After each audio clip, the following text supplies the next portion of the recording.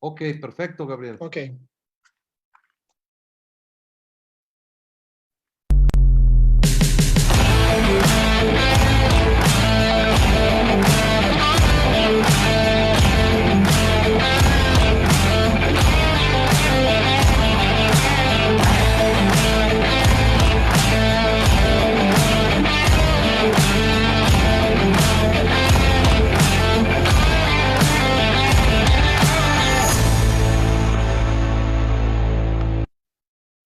Hello, everybody, and welcome to the WBC Talks. Stay home, stay safe. I hope you're at home enjoying these talks that we're having with a lot of experts in boxing. And this is going to be the round number 3. This is going to be about referees, and it's going to be really interesting. I just want to say hi to everybody. I want to say hi. We have with us to Mauricio Sulaiman, the WBC president, 𝗧𝗔𝗟𝗡𝗗, the WBC University director, Frank Garza. He has more than 34 years of working experience as ring official and more than 25 as training officer in amateur and professional boxing, 10 years as a training instructor of referees for the WBC. We have also Ed Colantes. Ed has 18 years as a referee. Since 2006, he's been a professional boxing referee, more than 270 fights, 4 of them at world title fights, and over 1,000 fights, including amateur. And he's been around the world, and he's been helping 𝗥𝗢𝗨𝗡𝗗 with the referee seminar for 4 years. Also, we have Cristian Curiel from Tijuana. He's a lawyer, just in case you want to argue with him. He made his debut in 2012, and he has been in 285 fights, 6 of them world titles. And also we have 𝗥𝗢𝗨𝗡𝗗 here, that he's been with the WBC seminars, instructing everybody. He's been all around the world. He has all the experience. There's a lot of things that I can say about 𝗥𝗢𝗨𝗡𝗗. Hello, everybody. Aloha. Right, aloha. Oh, Aloha. Good to see you. Hey, Hubert, when you cough, you gotta do it with your elbow like this. I am. I'm storing it in my elbow. First, I want to ask Mauricio to welcome, to say what are we doing here with the WBC Talks. Thank you, Victor. Good morning, good afternoon. I'm Mauricio Sulaiman, president of the WBC. I'm very happy to be in connection with friends, with media, with fans from all over the world, to just have the opportunity to have some interaction through the WBC Talks. This is a daily platform in Spanish at 11 a.m. Mexico City time, in English at 1 p.m. Mexico City time. We have had doctors, we have had tape and wrapping yesterday, and today's the referee section. I would like to take a moment to recognize and say a quiet prayer for Derek Jefferson, a former heavyweight from Detroit, who is in the hospital in a ventilator going through this crisis. We lost Ron Ross, a former boxer from New York, a writer, a very important member of society, as well as Guido Cavalieri from Italy, lost his brother-in-law due to the coronavirus. This is not a game, and this is not something that we should take lightly. That's why we like to lead by example as an organization, and we all ask everyone to stay home. Let this play the time that is needed to go back to a normal life. Thank you very much. Let's hear from the referees, and let's have a great WBC talk today. Thank you. Thank you, Mauricio. Now I want to invite 𝗧𝗔𝗟𝗡𝗗. She's the WBC University Director, to tell us about what is all this WBC University. Yes, thank you, Victor. Well, we've been working in this project and this platform since 2 years ago. We've been getting together. In the case of the ring official, we've been doing really hard work. I'm very glad to see here Hubert, Frank, Christian, Mauricio, everybody that's been working to put all the knowledge together in these guidelines from the WBC. For this activity, for the WBC talks, we are just putting the platform, getting the expert together and getting organized so we can stay home and stay safe during this health crisis that we have all over the world. We're going to have 10 rounds, as Mauricio said before. We already had 3 in Spanish, 3 in English, and the English version is going to be at 1 o'clock Mexico City time. Tomorrow we are going to have trainers. Yesterday we had rapping, and the first day we had a health panel. You can still watch all this in the social media from the WBC, and you can still, if you weren't online Monday, Tuesday, or today, or any other day, you can still watch all this live transmission online any day you want at any time. I'm very grateful for the Ring Officials Committee for all the work we've been done, and we're going to be here connecting every day with you. Thank you. Thank you, 𝗧𝗔𝗟𝗞𝗦. Now, Mauricio, you and the WBC have been working in the Code of Ethics. Could you explain a little that? Well, the Code of Ethics is a very important document that is the guidelines for the behavior of everyone involved in boxing. For ring officials, it is a document that has been in existence, and as a certified member of the WBC Ring Official Committee, you must abide by that Code of Ethics. You can find it in WBC website. It is published, and it is given to every ring official every year when they recertify, and it is basically the code of behavior. Of course, you expect it to be followed thoroughly in all aspects, and it is very entertaining. It has a lot of things that we all have to follow in the daily activity of our lives. This is very important because a lot of people think that boxing is a dirty sport, and that comes from the 30s or the 40s in New York or some other places, but the WBC has been working on a lot of that. Well, boxing has been the sport with the most changes in the history of any sports.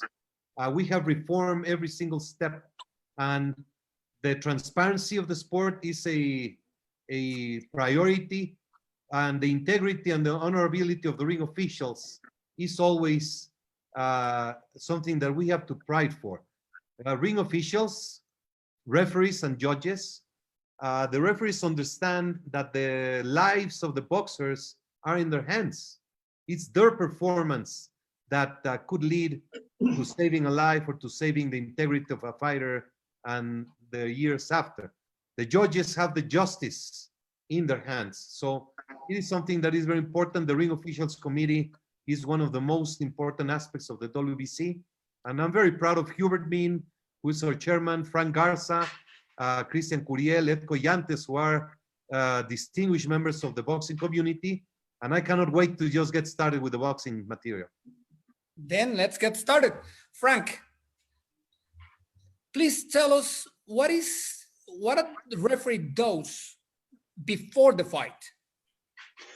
Well, there's a lot of things that we go through, but before I get started, I want to thank Mauricio and the WBC for putting this program together, and that the WBC has always been a leader, as Mauricio said, in making changes that we need in the sport. And his father was a great innovator that gave us many changes. And this program that we're doing today, live streaming, using the technology that we have today, is just a further innovation. And Mauricio, you're following in your father's footsteps. I'm very proud to be part of this program. Victor, like any other thing that we do, we have to be prepared. And it's something that we have in all our lives. For instance, myself, it started as being a Boy Scout. It went into being a safety patrol officer. It went into my job. It went to being a parent, and also into being a boxing official. that's our whole life, is being prepared. And when we have an incident like we do with this coronavirus, where we're literally shut down, for instance, myself, I'm locked down into my house under state law. So what do? People can say, well, now you can rest. No, this is the time where I'm really preparing myself for the future.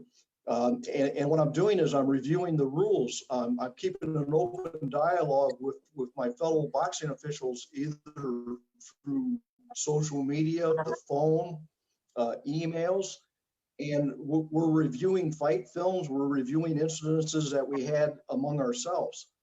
And if you go into the WBC guidebook, and I think I provided a slide, maybe we can look at it later on, of things that we do to prepare.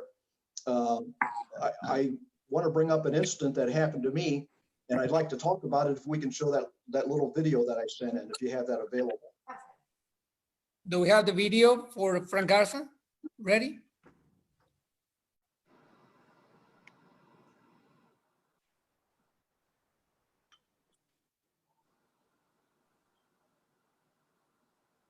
Here we go.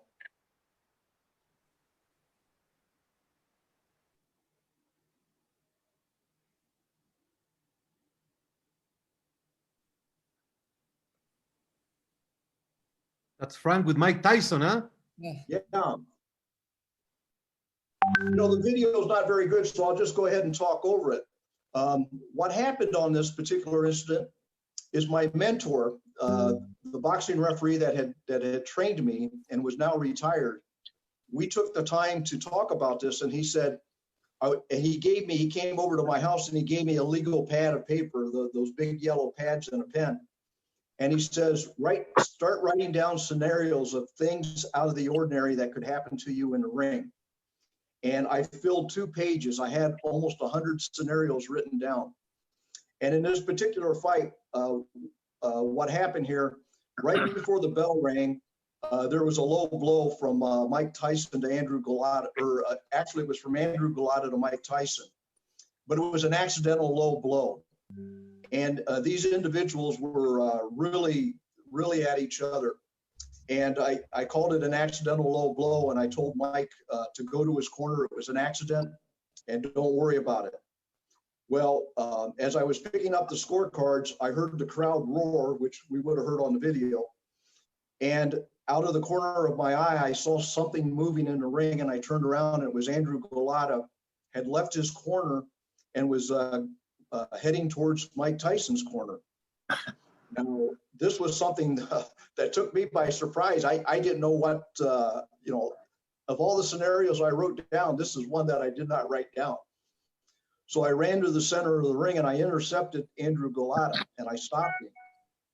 And I said, go to your corner. And he says, I quit. And he had given no indication. This was the end of the second round. He was not hurt. There was no indication for anything that had happened. I don't know why he had said that. Well, his corner was just furious. I could see them. So I told Andrew 𝗥𝗨𝗡, you've got 1 minute, go back to your ring, go back to your corner. And I escorted him to his corner, and I told the corner, he's got till the bell rings. And I gave him that opportunity. The bell rang and he didn't want to continue, so I was left with no choice but to stop the fight. But by preparing myself, even with other scenarios, it didn't, even though it initially took me by surprise, I still had everything under control. And this is something about preparing yourself before the fight, along with your uniform, the rules, and everything like that. Frank, I got a question. Yes, sir. Andrew 𝗥𝗨𝗡 was in a big riot 4 years before the fight with Mike Tyson. Correct. Is a referee obligated to study the history of each fighter?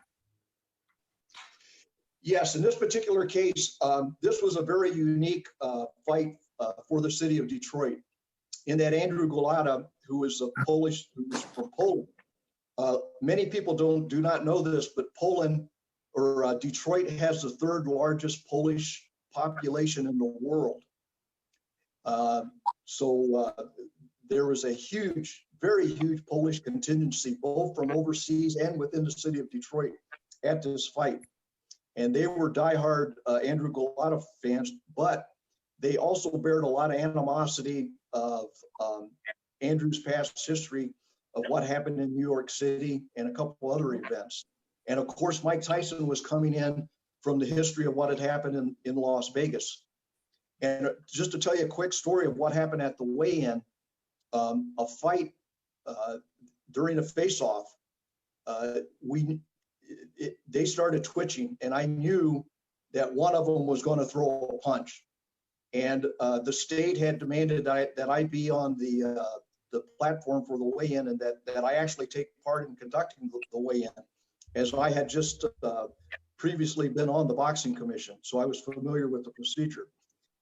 And as one pulled his arm back, I stepped in between them, and I said to Mike, and I had a program, and I handed it to him, and I says, "Hey, Mike, sign this for me." And Andrew looked at me and he says, "Why did you ask him first?" And I looked at Andrew and I says, "Because I'm going in alphabetic order." But that broke the tension. And Andrew says, "Oh, I'm sorry, I understand." And he stepped back. Well, that broke the tension. And I thought that I had alleviated the situation. But so that means that 𝗥𝗨𝗡𝗗 doesn't know the alphabet. He should have gone first.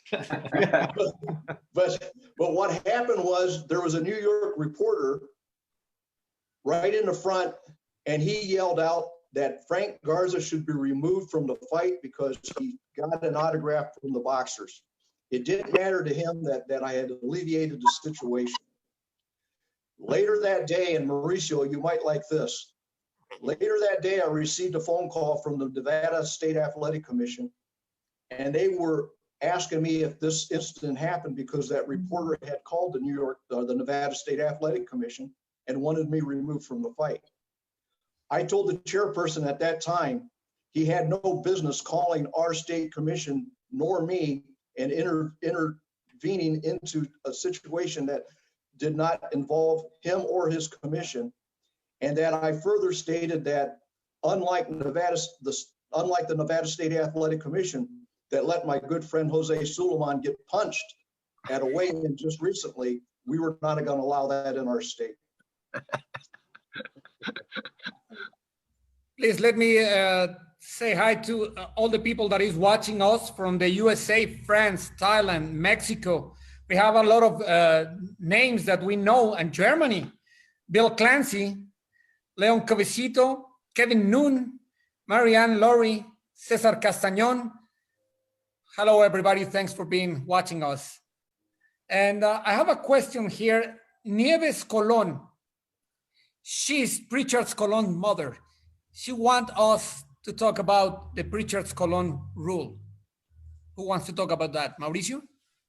Well, we took that example with great concern, and we renamed the Pritchard Colon rule after that incident where Pritchard was injured during a fight. The WBC reviewed its protocols, and we have emphasized to all the referees to go into the dressing room before the fight and make clear that the fighters understand the dangers of the rabbit punches, the punches behind the head, and to make it clear that that instruction at the dressing room is the first warning. So if it happens in the ring, that would be the second warning. And the referees, the WBC wishes every single referee to understand that the rabbit punch, the punch behind the head, is extremely dangerous. Perfect. Frank, we're taking a lot of time, and we have only 1 hour, I think. Could you shortly explain what a referee does before the fight? And I mean, check the ring and go to the dressing room. Okay. The first thing that we want to do is we want to, when we get onto the site, we want to check check the ring. We want to check the tightness of the ropes, whether the floor is slippery. We want to make sure that the padding is in the right places, the turnbuckles are closed or covered, check for loose boards. We want to check the size of the ring, to make a mental note of how many steps we take to cross the ring. Make sure that the buckets and the stools are there, that there's stairs.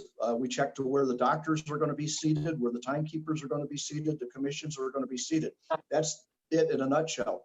In the dressing room, we go in and we talk to the boxers, and we want to check their equipment. We want to make sure that they have 2 mouthpieces. We want to check their groin protector, make sure that they have a good one. And then we want to review with them the rules, the way that we're going to referee. If there's a language barrier, that we make sure that they understand us through an interpreter. So in a nutshell, that's pretty much it, Victor. Okay, just to give some action here, I know that Ed is going to explain a little of what is happening when you get into the ring and start the fight. Would you please tell us about that, Ed? Yes, hi. Thank you for having me. I'm really excited to be here and participate in this. So basically, when I go into the ring, I like to just circle the ring personally and check my team. I'm looking for each judge in place. I'm looking for the timekeeper. I'm looking for the commission supervisor. I want to see that there's 2 doctors seated and ready to focus on the fight. And then as I go around, I also check to see that there are no impediments in the ring, on the floor. I want to make sure the padding is in place. The ring ties are in place. I like to have them evenly separated so it looks proper to have this side matching the other side of the ring. That's my personal opinion. And then I go to check each boxer. I check their mouth guard, their cup. I check their clothing to see that they have just trunks on, nothing on underneath. I look at their shoes. I look to see if their shoes are tied. I check their gloves. I look for the gloves to be attached on the thumb. That's very important. I looked at their taped correctly. In one situation, I had a fighter with skimmed gloves. I think we talked about that in our seminars. And that is where the trainers pull the glove so tight and tape it so that you can see the tape is halfway up the back of the hand. And that's because they pull it down and they crunch it in order to compress the padding, and then they tighten it here. So that's your first signal. You want to see the tape right no higher than the wrist. So I checked that, talked to the fighters. I tried to stay out of the fighters' business as much as I could, just to make sure that they're dressed appropriately. And then I leave them alone. I know this is the start of a very big fight. And then once the fighters are announced, I enter the center of the ring. I'm looking for 1 cornerman to come with the fighter, no more than 1 cornerman. And we give them their instructions, the center ring instructions, and we ask them to touch gloves and to return to the corners in order to wait for the bell to commence the fight. I had this question. Yes. Should the fighters touch their gloves or the referee? Because sometimes the referee take the gloves and make them touch. I don't like that. It should be the fighters should will. What do you think about that? Well, there's pros and cons, like a lot of the things in refereeing. I prefer to grab their hand and make them touch.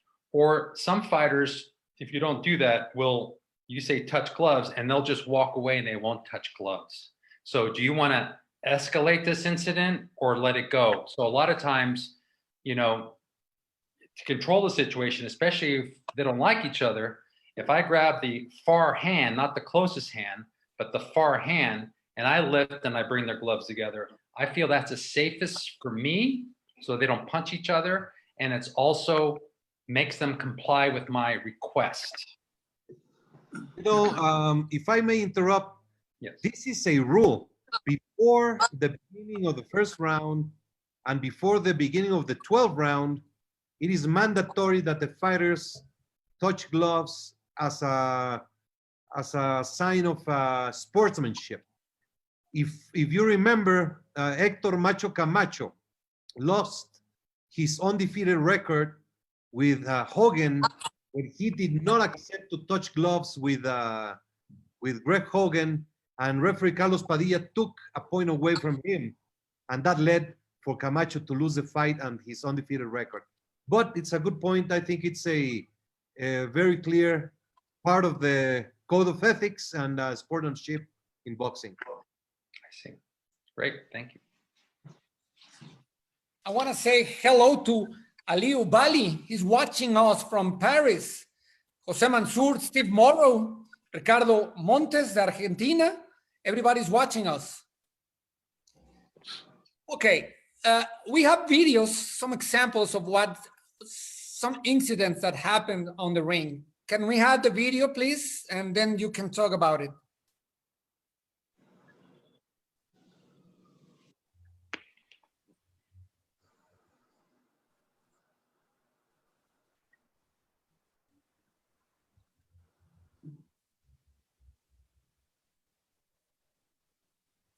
You are in mute, Mauricio. We cannot hear you.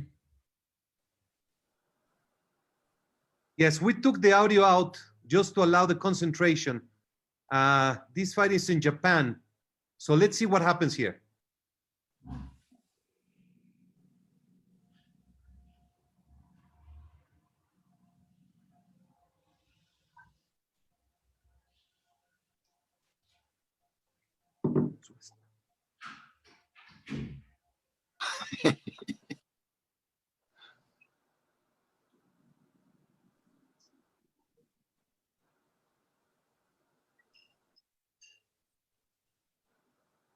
Then he starts counting right there.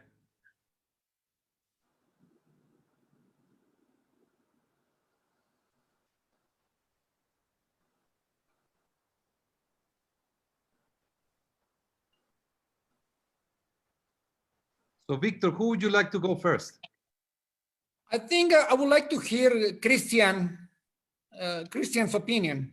Yes. Hello, everybody, guys. Watching the video, I think that first of all, we have to, as a referee, we have to determine if the knockdown is because the fighter received a legal punch or a legal punch. I think we're right now in the video we saw that the fighter who went to the canvas, he received a right hand cross, and then he went to the ropes, and then he received another punch. It's kind of a punch that it appears that is like a rabbit punch. But regarding that point and regarding the referee, I think it's a rule that we can help the fighters to stand up and touch the fighters and try to help them to recover and be part of the retain or retake the actions. No, that's we can't do that in any time. And the other thing is that the referee afterward, he tried to stand up the fighter, then he started the counting. First of all, we have to determine if you saw a legal punch. Obviously, you have to make the procedure of a legal knockdown and do all the procedure that the rule says. And the other point is this: at some point, there's another thing of there's not a legal punch, so obviously you have to make the crisscross under the waist, so everybody can see us. It's not a knockdown, but any point, first the first situation or the second situation, you can touch the fighter and try to help him to stand up. Okay, anyone else wants to add something? You know, Victor, I don't think that the referee knew for sure whether it was a slip or whether he got tossed down or whether he was knocked down. And but some of the things that need to be pointed out, since he was going to call it a knockdown, well, first of all, he never should touch the boxer. Frank, you're absolutely right. I don't think the referee considered that a knockdown. Mm-hmm. And that's why he went down, he didn't start a count, and he started to picking him up. That's Right. you were going to say about. So if the boxer did not want to get up, as Christian said, the referee could just call it off at that time. If the referee did want to pick up the count or start a count, he should have looked at the timekeeper, and the timekeeper should have been counting. And the timekeeper should be counting unless the referee gives the slip sign. I think you, with all due respect, Frank, I think we should watch it again because the referee did not think it was a knockdown, and he was trying to get the fighter to get up. When the fighter falls down again, then he starts a count. This referee is a good referee, 𝗧𝗔𝗨𝗡𝗗 from Japan. Yeah. He had a very bad night, and this is a great lesson for all the referees on what things should not do. If we see the replay, you're going to see a good solid punch and then another solid punch in the back of the head. That's why the fighter was so... Yeah, I saw that. ¿Podemos repetirla el video? So I would say, Mauricio, the first problem was the referee's position. Si le pueden adelantar a donde son los golpes y en cámara lenta vamos viendo. Yeah. Well, the referee's position, what do you think, Ed? I think his position here is good. I think right now he needs to be on the side that we're on. So I think that... We can go slow motion. Si podemos ir en cámara lenta con los dos golpes, sería muy bueno. Sorry. To me, my first watching of this was a knockdown. He was aggressively moving forward, throwing a lot of punches, and then he got hurt by evidence of him immediately stopping and backing up to the ropes. That tells the referee that he's hurt. And when he got hurt, he went to grab his opponent, and that's when he fell to the ground. To me, that would have been a knockdown. The second point I have is in our referee mechanics that we go over in our charts, when a fighter goes down, a referee must do one of two things. Either call him down and begin the count, or he must, like Christian said, waive it as a no knockdown. Immediately, he must communicate to the crowd and to the world, to the commission, what he's calling that. In this situation, I didn't see any indication other than him not counting that it was a slip. So he skipped the one mechanic, which is crisscrossing his hands along his waist. But from my perspective, this was clearly a knockdown. Okay, can we take that video out? I would like to see the next video, and I would like to hear some opinions about it. Gilbert, si podemos ir al siguiente video, por favor.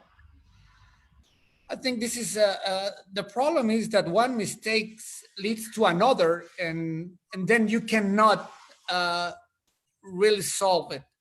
Here's another video.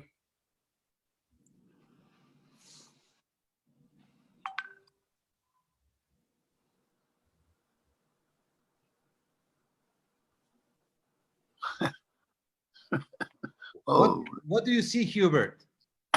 Well, obviously, the referee has no control. I believe he should have been in control much more. Should have put him in the corner. Should have waved him to the corner and be watching the down fighter.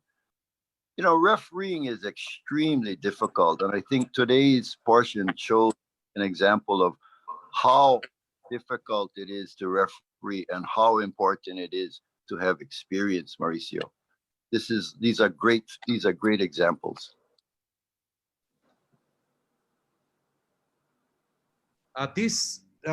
Christian was mentioning a concept that referees must implement.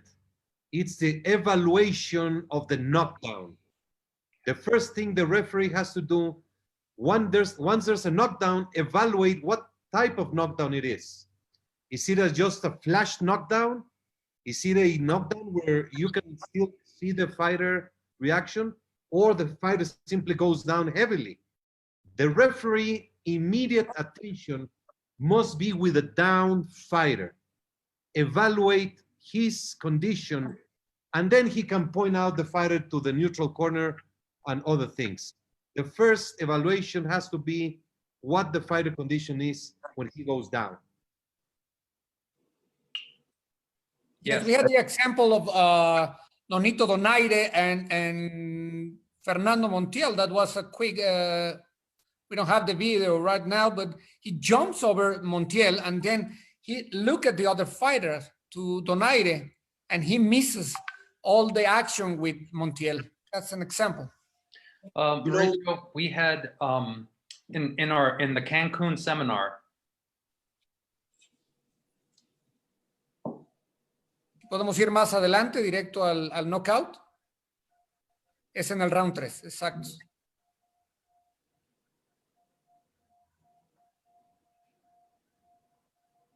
Ed, were you trying to say something? Yes, so in the Cancun seminar that we had, we discussed this exact point.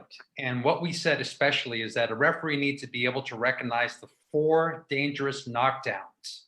And that some referees, in an effort to expedite going to the referee mechanics by sending the other fighter to the neutral corner, they take their eye away from the fighter even before he hits the canvas. So when that happens, they're missing a dangerous knockdown. And in that particular knockdown, I would call it a dangerous knockdown because the fighter fell flat on his face without trying to break his fall with his hands. His hands are on his side. So that's what we define as one of the 4 dangerous knockdowns. And then the referee should watch the fighter until he hits the floor before they even think about the other fighter. And that's exactly what we talked about in Cancun and went over extensively. It's a very good point that Christian brought up. I agree with him. And you. Right here you can see he goes and his priority is to send them to the corner. And he could not see the reaction of Donaire. So it's very well exemplified. And this is a very good referee. And the idea of using examples is not in any way to criticize the action. Anything can happen. And that's why referees have to watch many actions because you cannot anticipate what's going to happen in the ring. Mauricio, I don't know if you remember, but when we held our seminar in Las Vegas, Nevada, we had 300 judges and 175 referees, the best. And what we did was with the referees, we showed mistakes that famous referees did. We talked to them prior to that and told them, and they all of them said, please show it so that we can improve.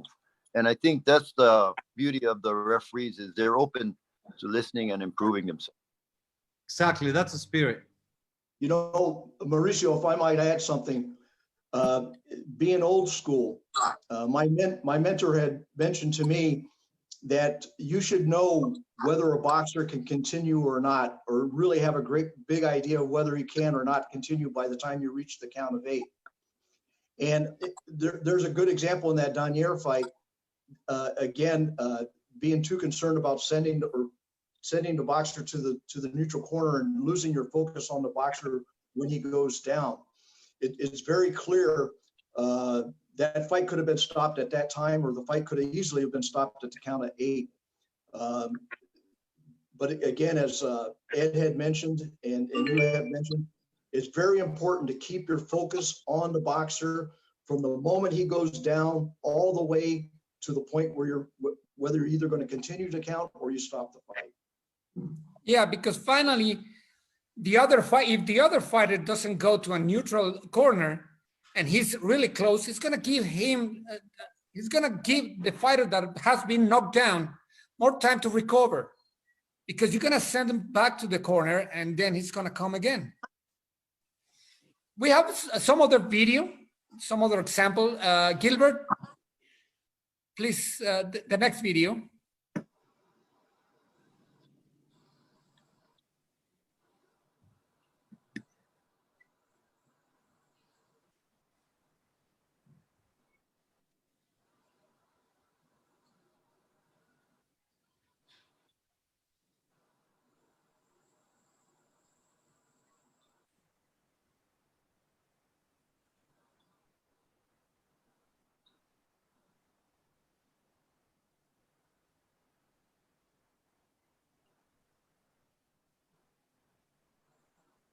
Who wanna talk first? Well, I think our good friend Rocky Burke missed the principles in the mechanics. Once you allow the fight to continue, you have to do so under your control. So he just lets her go and she's turning the back. I think he missed that, and he must not have evaluated properly the fighter who went down.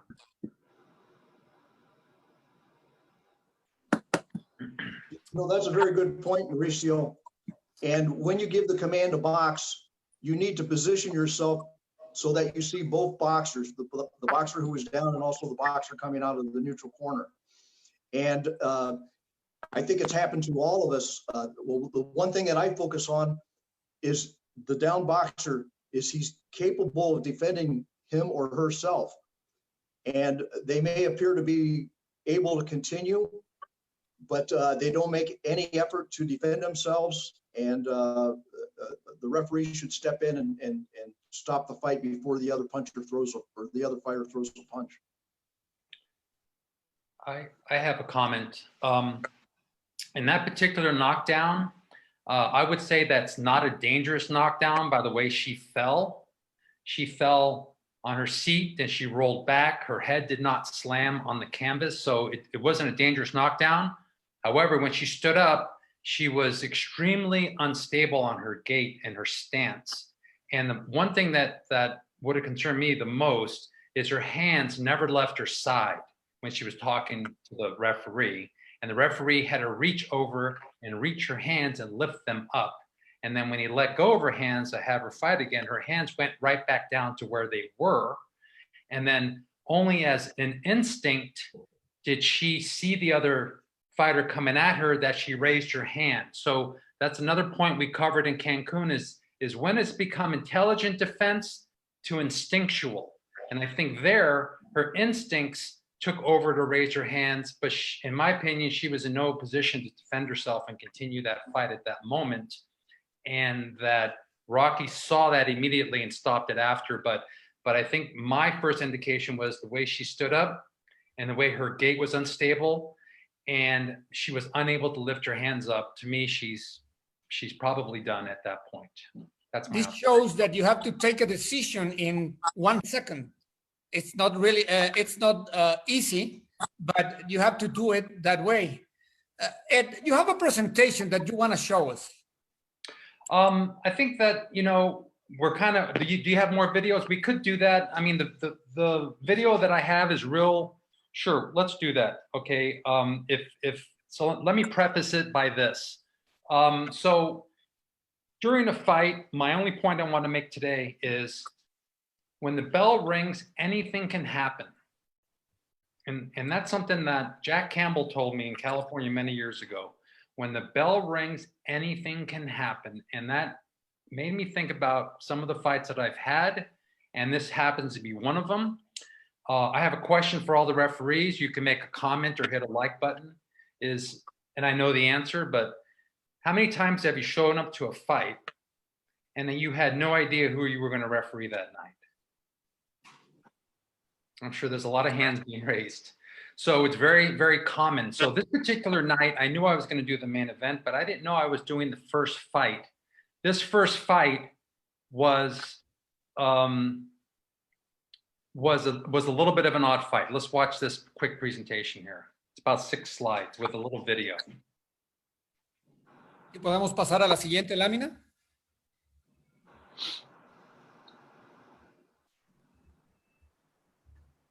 This was the experience page that Sochi asked for.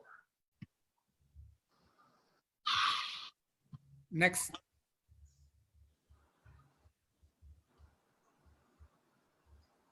Do you want all the slides to go through, Ed? Yeah, it was something that, yes, this one should be fine. We talked about this. You can go to the next one. We're almost done. It's quick. Let's see it. Next, please. Oh, here's the fight. You have a 7-foot fighter, 300 pounds versus a 6'3" MMA fighter, 255 pounds. One fighter went down 7 times in 1.5 rounds, and it's a 16-foot ring. Oh.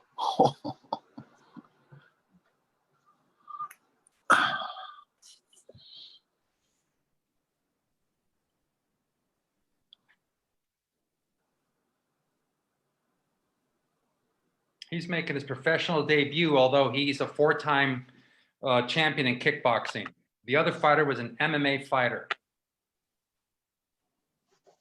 You can understand what could happen in a scenario like this. Cool.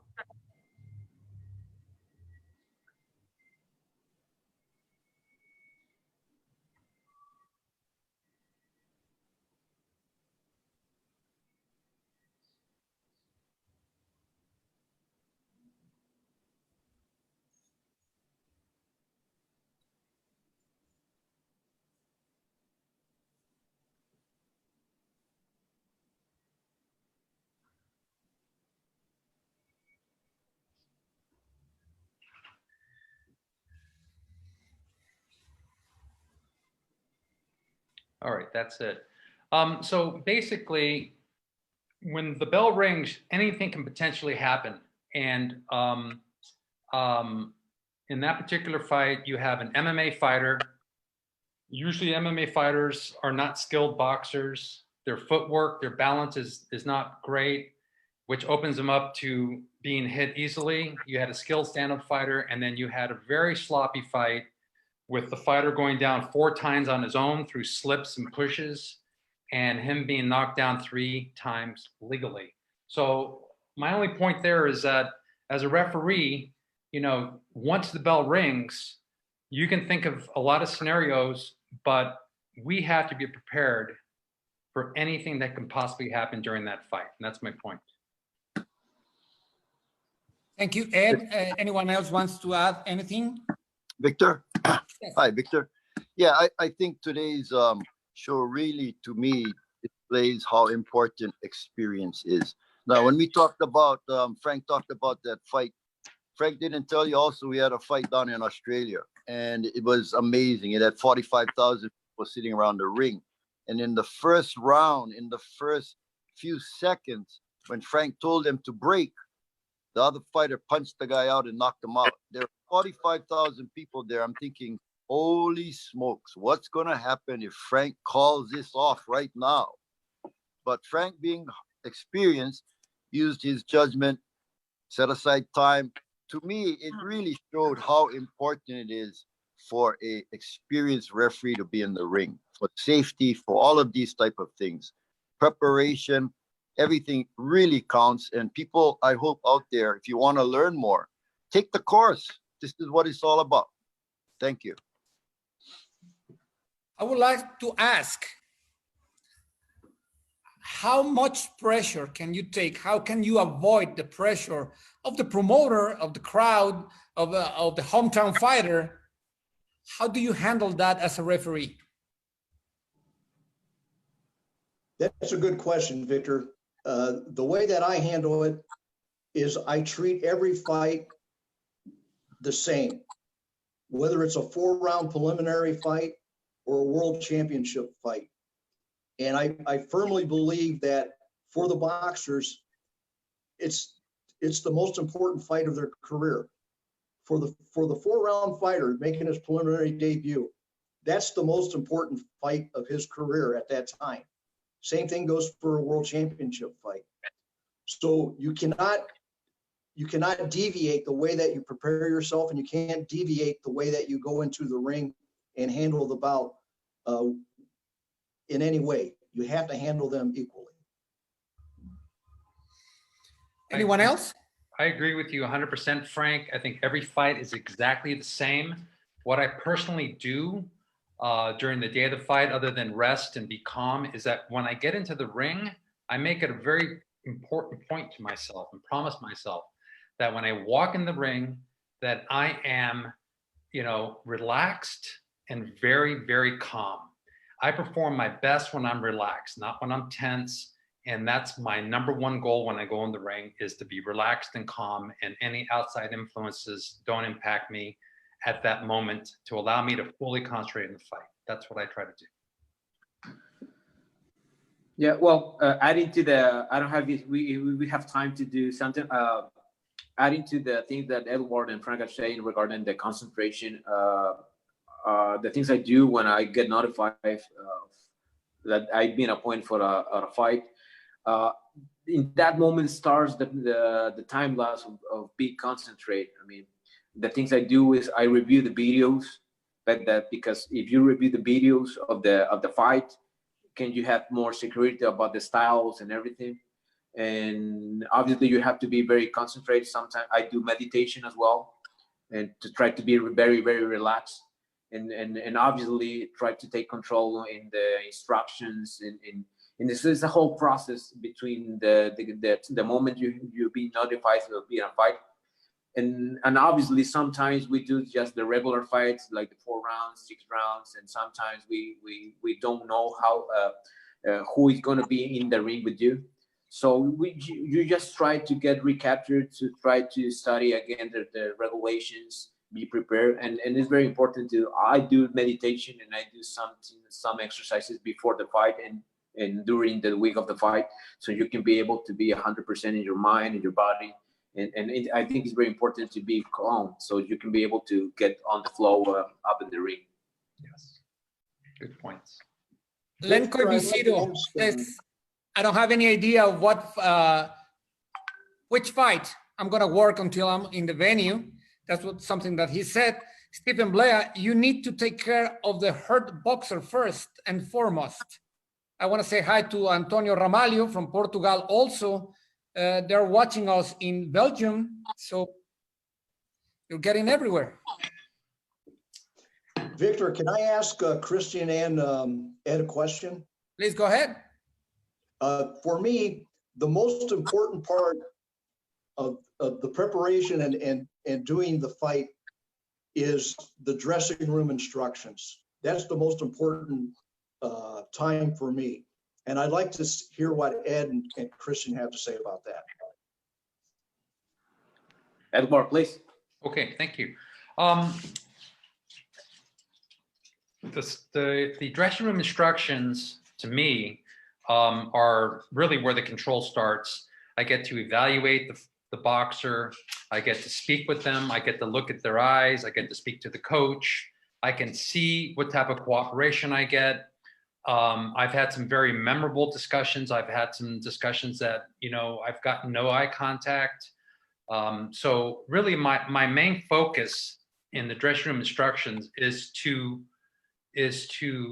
emphasize that the rules that I'm going to conduct the bout in a certain manner. Here's how I'm going to conduct the bout, and here's what you can expect from me, and here's what I expect from you. I want to have a clear communication at that point. I also explain to them why I'm going to stop a fight and when I will stop a fight. So it's very clear. If they have any questions, they can talk to me about that. But my main point is the conduct of the fight. That's when I explain how I'm going to control the fight and how I want them to react. And that, to me, is the most important goal that I am trying to get in my dressing room instructions. And it carries forward in the ring so well over the years. It's been phenomenal for me in handling my fights. Christian? Yes. Well, yeah, obviously, I mean, that's the moment when, if you want to take control of the actions in the ring, during the fight, the first opportunity that you have to take control is in the dressing rooms. So you have to be very clear. You have to be very secure in yourself. Talk to the fighters very straight to the eyes. Not like that you are not that you are. You have to demonstrate that you are that you're going to take control of the actions and in response of them, the actions of the fighters, that it has to be very obviously. They have to conduct themselves in a very sportsmanlike and follow the rules, and demonstrate that you respect them as fighters, but obviously they have to respect you as a referee or commission or like an official ring. So that's the first moment, the opportunity that you have to take control of the actions in the dressing rooms. That will be my next question. I mean, you have to make clear to the fighter that you are there to protect him. But should a referee be friendly? Should a referee be strong? what is the best? Well, Victor, that's a very good question. And I think you do not want to be their friend. You want to be their referee. And the one thing that you want to get across is that you're fair, that you're going to treat both of them equally. And you don't want to come in as a hard authoritarian figure, because most boxers will shut their ears off. If you come in and you say, this is how it's going to be, you're going to do this, you're going to do that, they automatically close their ears. It's human nature. So you have to come in and you have to present yourself as someone who's fair, someone who knows the rules, someone who understands the rules, and as Ed explained, how you're going to enforce the rules. And I think it's very important for any of the young referees that are out there listening, that whatever you tell a boxer in the dressing room, within the first minute of the opening round, they're going to test you. And you better react the way that you said that you were going to in the dressing room. For instance, if you tell the guy, I gave you a hard warning for this, and if you do it in a ring, I'm going to take a point away, and he does it right away, and you don't take a point away, as you had said, then that boxer knows that everything that you told him in the dressing room doesn't hold water.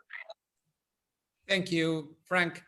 𝗧𝗔𝗟𝗡, I relaxed by saying a prayer to protect the boxers and myself. Ian Stanley Watson, thank you for the invite and for the insight. Demetrius Payton, as a combat sport fan, I'm getting a good education here on the mechanics of the referee and the preparation that goes into conducting a fight in any level. Thank you very much. We have one more video that I want to play. Please roll it.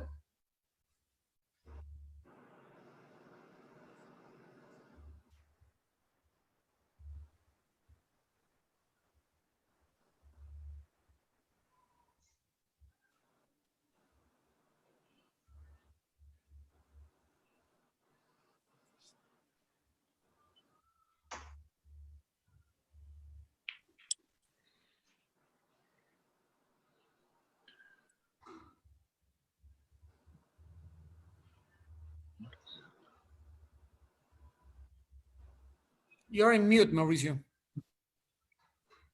I guess it's a question whether it was a knockdown or a slip or tangling of the feet. So,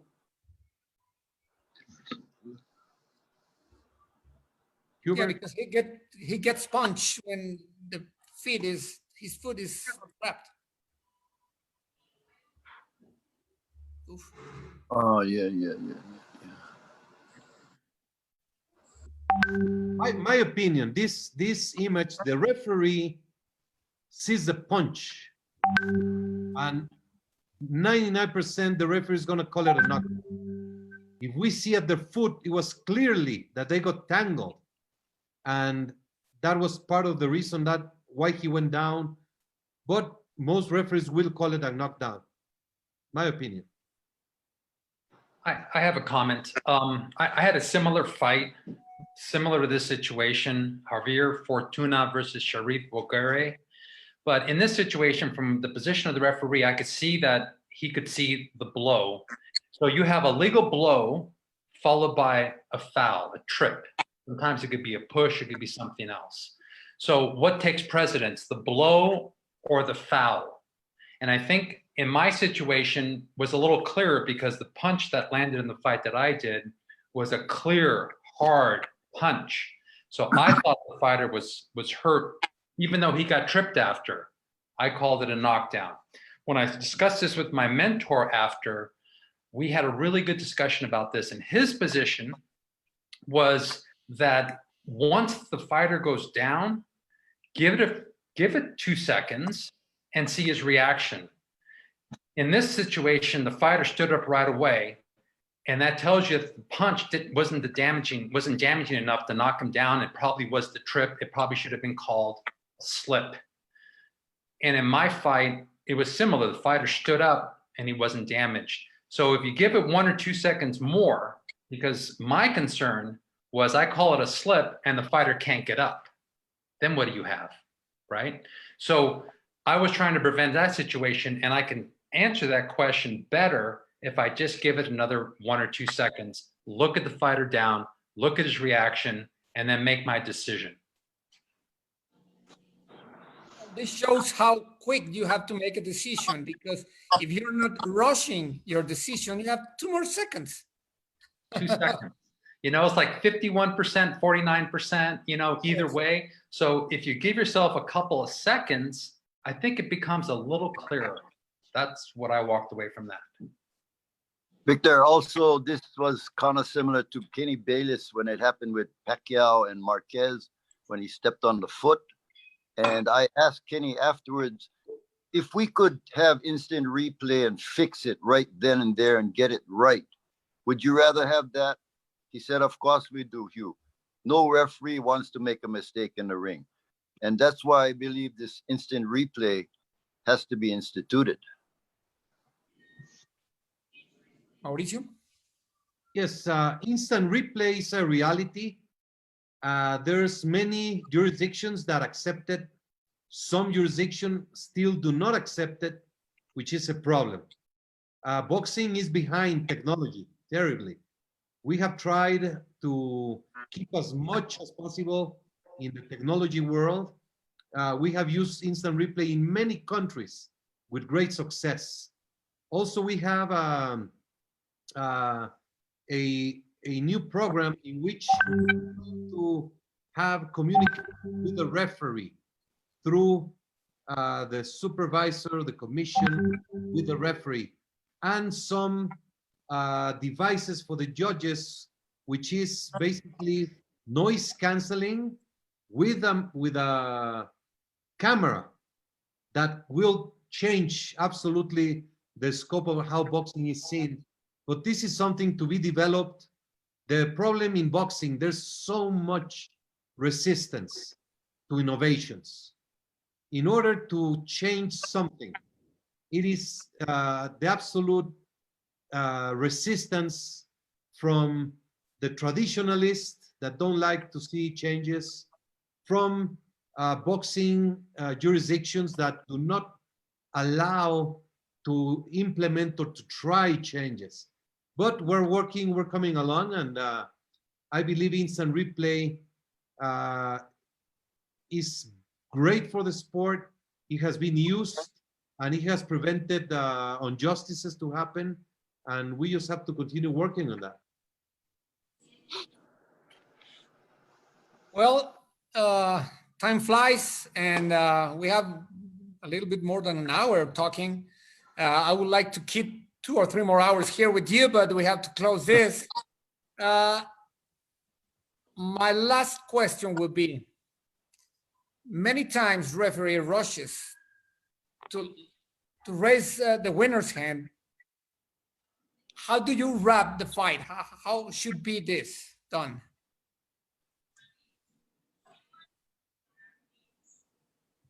I'm not sure I understand your question, Victor. Can you say that again, Many please? times there is a knockout and the referee doesn't know where to be with the knocked out fighter or with the winner. Sometimes he rushes to this fighter and then rush to raise the hand of the winner and go back. How is the mechanic for that? Well, are you talking about when a fight is stopped and you're Yes. going to announce the winner? Yes. The most important thing is to make sure the safety of the boxer. And before I raise the hand or declare, a winner, I declare that the fight is over. I'll wave my hands and declare the fight is over. And now again, the most important thing in my mind is the safety of the boxer that is down or was stopped. And I want to make sure that I call the ring physician in. I keep the area clear. If we need a stool, have the corner people bring in the stool. But I want whatever that boxer, whatever type of medical or emergency attention that he needs or she needs, that they get it at that time. And again, step back, compose yourself, get everything in order, because there's plenty of time to raise the hand of the winner. What do you think, Christian? Yeah, the first thing we have to put on the list is the integrity of the fighters and the safety of the fighters. I mean, in any case, if the fighter goes down to the canvas, obviously the first thing we have to do is take care of the fighter who is in the canvas, and it's going to be plenty of time to show to the world that who is winning the fight. I mean, the first thing is like a religion for us as a referee. The integrity of the fighters is first. Yes, I agree as well. I mean, number one thing is stay with the fighter. I've seen referees walk away from a fighter and the doctor's not there. So number one rule is stay with the fighter, wait till the doctor comes, keep everybody away like Frank said. And then when the doctor says it's okay to have the corners come and the fighter's okay, that's the point that the referee is relieved and can go collect the scorecards and report back to the commission table about their final call. I think that's the appropriate way to do it. You know, Victor, I watched that a lot, especially after knockdowns. I want to see what the referee is doing because of our training, because we tell them you stay there until the seconds come in. But you know, when I go international and I watch some of these inexperienced guys, it seems like they want to rush and hold a champion's hand before anything else and get a picture taken, and that's really sad because again, you know, their responsibility is the safety of the fighter. That is absolutely the dynamics, the mechanics that the referee has to have. The only thing that matters is the safety.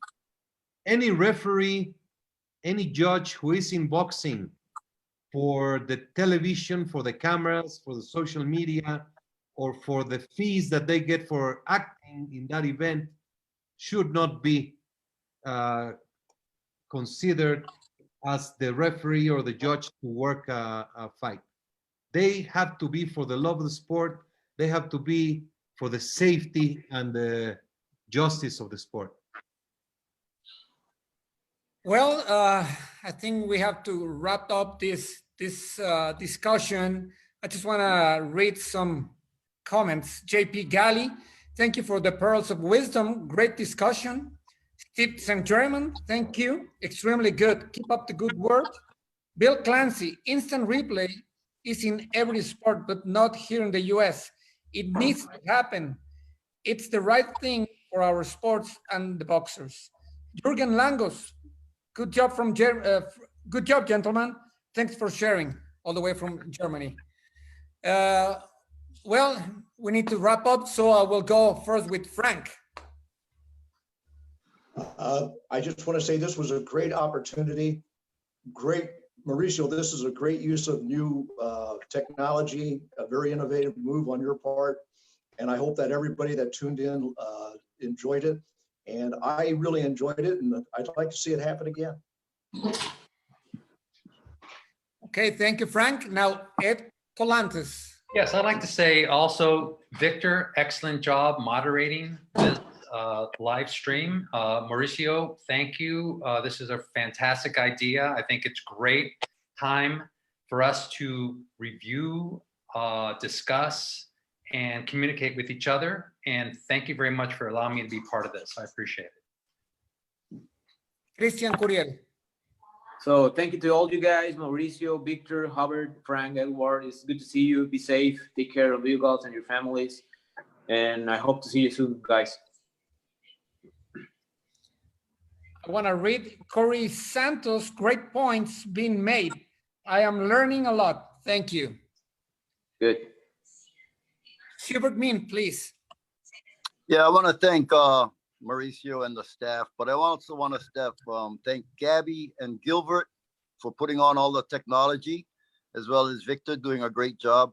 I hope if people like this, they'll take the course, because we put a lot of time in the course. These are things that happen as a referee and an official. We love the WBC Ohana or family. We say hello to all of you. This is a great event. Mahalo.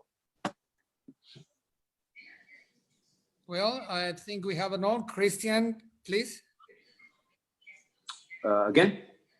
Oh, yeah, no, I'm sorry. I just, I was reading here and then I made some mistakes, but Mauricio, please. Okay, we have come to the end of the WBC Talks number 3, round 3. I'd like to thank all these ring officials from all over the world for your time, your participation, and to thank everyone who tuned in. This is an effort to keep us moving forward, to keep us communicated, to keep us positive. We're going through a difficult time in humanity, but we're going to defeat this coward virus. I say coward because it is going against the elderly, the old people, the people who are sick and cannot defend themselves. So let's fight this virus. How we can do that? Stay home, stay safe, keep your family safe, obey the directions that your community leaders give you, and we will move forward. There are great positive news coming out also. China is free of no more contaminations. So we have to understand that we have to collaborate. Don't think too much ahead. If you think about months or years, you're only going to get very much concern and anguish. Think about blocks of 10 days, 15 days, move on, keep doing what you do at home, work, keep your mental health, keep exercising, and keep eating healthy. Tomorrow we have a great panel. Victor, you want to tell us about tomorrow's panel? Yes, we're going to have trainers, and it's going to be very interesting. We have Ismael Salas, Robert Garcia, Joe Gallagher. There's going to be Jessie Vargas as a champion also. It's going to be very interesting tomorrow, as you said, Mauricio, round number 4. It's going to be at 1 p.m. Mexico time. So I want to thank everybody. I just want to show you. I have a little toy here. Yeah, go ahead. Yeah. 11 a.m. Mexico City time in Spanish, and then 1 p.m. for English. We have the two versions. I just want to show our referees something that I need a referee for this fight. If they can help me, I have this, and I don't know if they can get headbutted, or you can help me and call the action. We're going to see it again. Thank you very much, everybody. It was an amazing job. Thanks. Thank you. Thank you, Victor. Bye-bye.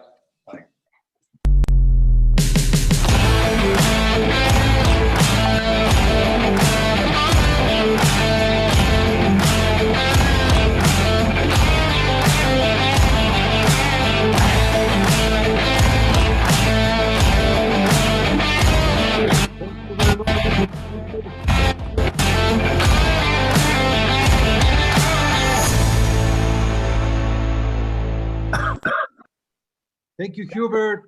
God Hey, bless you. Great seeing you. Okay. yeah, we'll see you.